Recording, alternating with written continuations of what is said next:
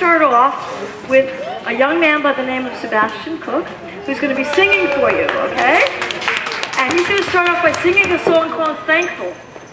And guess what? We are thankful. We're thankful to each and every one of you here because of all the hard work you've done. That tonight, a little boy or girl is going to have a chance to sleep with something very special. And that's because of you. So we want to say thank you. So we're going to start.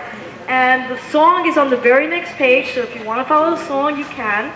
And then there's going to be times where we're going to ask you to sing along. Do you think you want to sing with us? Yeah? Can you sing loud, you think? Yeah, yes you can. I know you can. All right, so I'm going to stop talking because I'm going to let Sebastian start.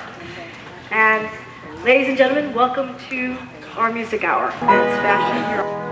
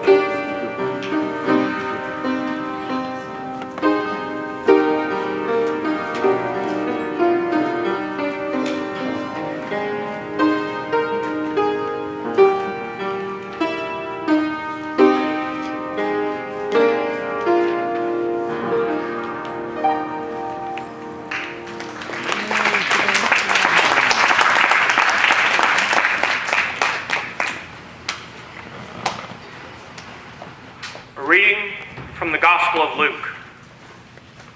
And there were shepherds living out in the fields nearby, keeping watch over their flocks at night.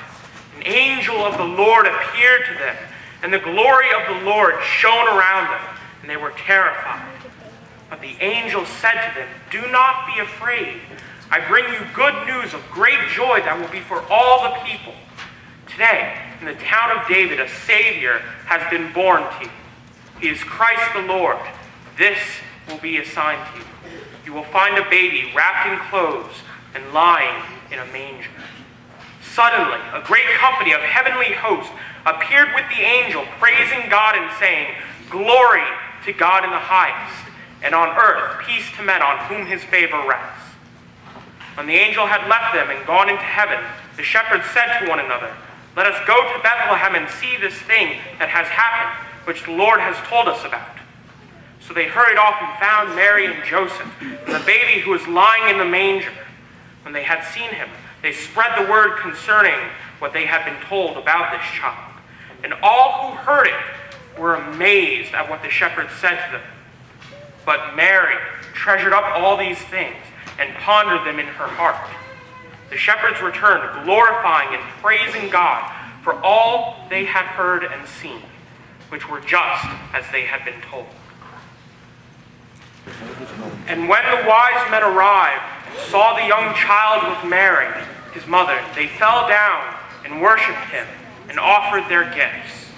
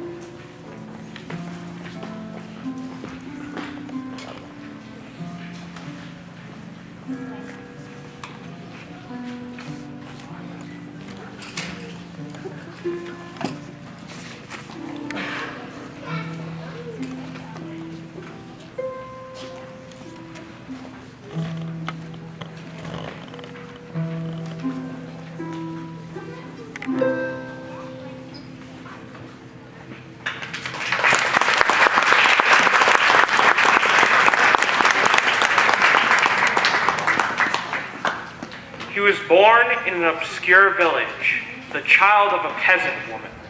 He grew up in another village where he worked in a carpenter shop until he was 30. Then for 3 years, he was a preacher. He never wrote a book. He never held an office. He never had a family or owned a house. He didn't go to college. He never visited a big city. He never traveled 200 miles from the place where he was born. He did none of the things one usually associates with greatness. He had no credentials but himself. He was only 33 when the tide of public opinion turned against him. His friends ran away. He was turned over to his enemies and went through the mockery of a trial. He was nailed to a cross between two thieves. While he was dying, his executioners gambled for his clothing, the only property he had on earth. When he was dead, he was laid in a borrowed grave through the pity of a friend. 20 centuries have come and gone, and today, Jesus is the central figure of the human race and the leader of mankind's progress. All of the armies that ever marched, all of the navies that ever sailed, and all the parliament that has ever sat, all the kings that have ever reigned, put together, have not affected the life of man on earth as much as that one solitary life.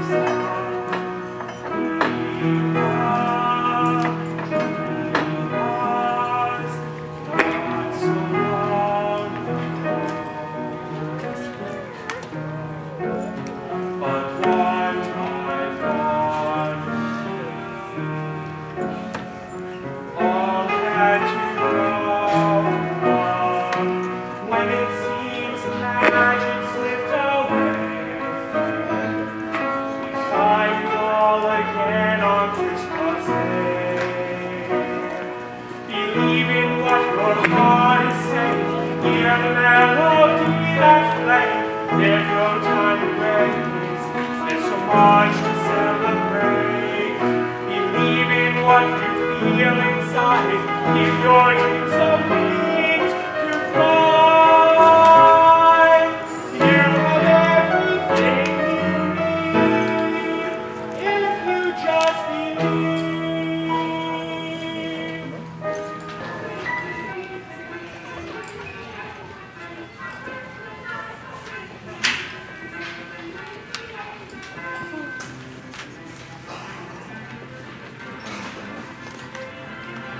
Welcome, boys and girls, moms and dads, grandmothers and grandfathers, Father Greg, Father David, members of Our Lady of the Lake Parish, my singers, my mentors, my musicians, and my actors. Welcome to the 2013 Christ in Christmas production of A Christmas Carol by Charles Dickens, a timeless tale of a man named Scrooge. Scrooge, a man who lost the true meaning of Christmas until one faithful Christmas Eve when he had conversion of heart. He was visited by 3 ghosts, 2 of which you're going to meet shortly. Ghost of Christmas Present and the Ghost of Christmas Past. The ghosts taught him a very important lesson. They taught him to become a better man, and he promised he would. He was as good a friend, as good a master, as good a man as the good old city ever had seen. And it was said of him that he knew how to keep Christmas well. Let it be said of us, of all of us. And as Tiny Tim observed, God bless us, everyone. And now, ladies and gentlemen, and boys and girls, A Christmas Carol. Actually, he taught me how to make it. I forgot.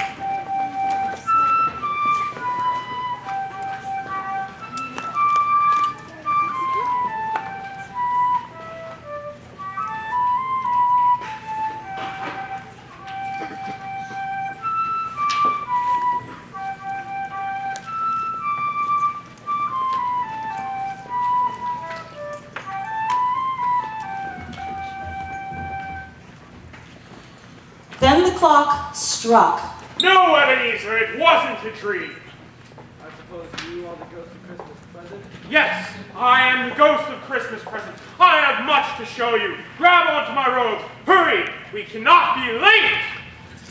Scrooge touched the hem of the spirit's robe. The bedroom vanished, and Scrooge himself found themselves on a busy, snowy street. There were many people shopping for last-minute gifts. People were cooking their best meals, and the bells from the church were striking. Everybody was happy. Everybody looks so happy. Yes, they are. It's Christmas. What did you expect? Do you mean to tell me that they're all happy just because it's December 25th? Yes. Today, they can forget their problems and just enjoy being with their families. They enjoy the food on their tables and the many blessings they receive. Then the ghost took Scrooge to Bob Cratchit's house, and standing there at the door, the ghost proceeded to bless the house. Then Scrooge saw Bob Cratchit playing. He sat up, another ghost floated into the room. He was dressed in black, and dark hood hid his face. Who are you? First came Christmas past, then Christmas present. You must be Ghost of Christmas yet to come. Are you here to show me the future and how it can change? The ghost said nothing. He just gestured towards the door. Scrooge followed him to the street in front of his office. 2 men stood out front, talking and shaking their heads. No answer. Then everything turned dark, and Scrooge appeared in a foggy and cold place. Where are we? This is a cemetery. Why did you bring me here? The ghost showed Scrooge a grave. Before I get near that grave, is that the image of what will it be? Or just the image of what can be? The ghost did not answer. Then Scrooge went to see the grave. Engraved on the headstone was the name Ebenezer Scrooge. Then Scrooge fell to his knees. No. No, Ghost, listen to me. I have changed. Why do you show me all of this if I've lost all hope? Please, tell me that I can change everything that you have shown me. I will honor Christmas in my heart. I will live in the past, in the present, and in the future. I will not forget the lessons that all the ghosts have taught me. Oh, please, tell me that I can erase my name from that grave. In his anguish, he took the ghost's hand, but the ghost rejected him, and Scrooge woke up in his bed. Oh, thank you. I've been given another chance. I don't know what day is today or how long I've been with the ghost. I feel like a child, but I don't care. I want to be a child again. Then he heard the church bells striking. Then he saw a boy in the street and shouted to the boy. Oh, wonderful. Hey, you there. What day is today? It's Christmas, sir. Christmas morning. Good, I haven't missed it. Then he pulled out a bag of money. He tossed a handful of coins to the boy. There's a big, juicy turkey in the butcher shop window at the end of the street. Buy it and deliver it to Bob Cratchit's house. But sir, this is a lot of money. Keep the change. Hurry up, Cratchits are hungry. Yes, sir. Oh, little boy, Yes, sir. have a Merry Christmas. Thank you, sir. And Merry Christmas to you, too. Scrooge dressed in his finest clothes and headed towards his nephew's house. He was feeling really happy and excited. He waved at everybody in the street and treated everybody nicely. When Scrooge reached his nephew's house, his nephew was surprised to see him. Uncle, glad to see you. I'm really glad that you changed your mind about Christmas dinner. Come and celebrate the holiday with us. Yes, thank you for accepting me. His nephew's wife set an extra place at the table. We're happy to have you here. You've arrived just in time for turkey. After dinner, Scrooge said a few words. Thank you. I've never eaten a more delicious meal. But I have to go now. I have some other things to do. And Scrooge headed to Bob Cratchit's house. Mrs. Cratchit opened the door. She couldn't believe her eyes when she saw Mr. Scrooge standing in front of her. Oh, Mr. Scrooge, what a surprise. I want to thank you for the wonderful turkey. It was a pleasure. Mr. Scrooge, please come in. Cratchit, you worked long hours without complaining for many years. I'm raising your salary, and I will also help you support your family. You're such a generous man, Mr. Scrooge. Please sit down. Have dinner. Merry Christmas. Scrooge did more than what he said he would do. He took care of Tiny Tim, as a second father would. Some people laughed to see how he changed, but he didn't care. Scrooge never saw those ghosts again, but he had many friends and was always close to his family. Each time he had a meal with his friends and family, he would say, God bless us. God bless us, everyone. the end.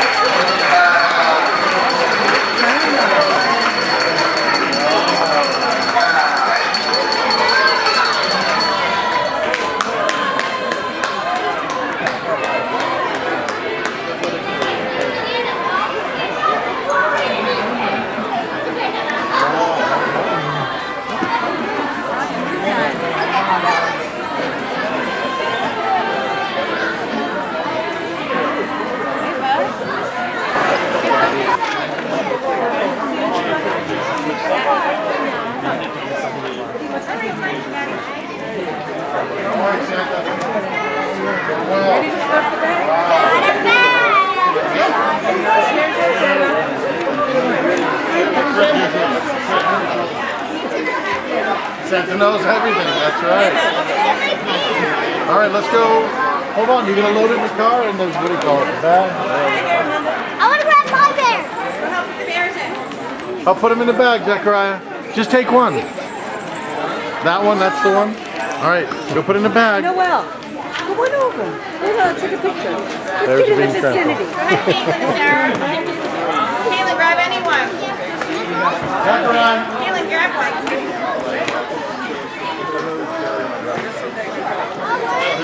Caitlin, just one. Caitlin. Caitlin.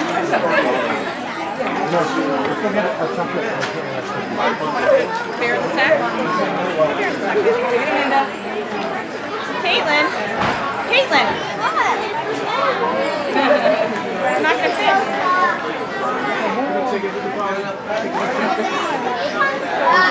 Hold on, he's getting another bag. I want to take your picture. I want to take a picture.